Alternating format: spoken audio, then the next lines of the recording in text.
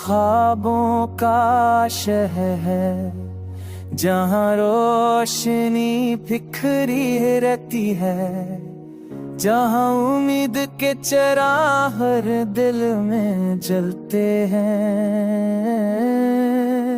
यहाँ हर रंग में एक नया ख्वाब छपा है, यहाँ हर दिल में एक नई दुनिया बसा है।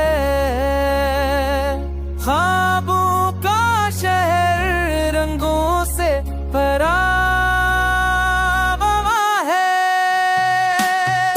यहाँ हंसी भी है,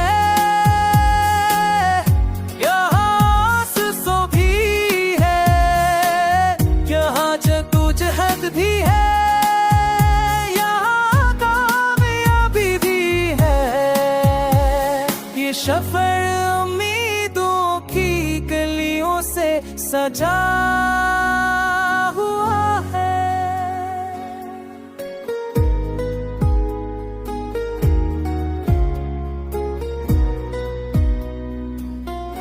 कभी ख्वाब टूटते हैं तो दिल उदास हो जाता है, कभी ख्वाब पूरे हों तो जहाँ जगंगा रटता है।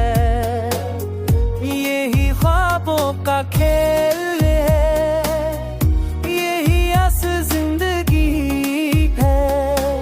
ख्वाब देखो मेहनत करो, यही कामयाबी की कुंजी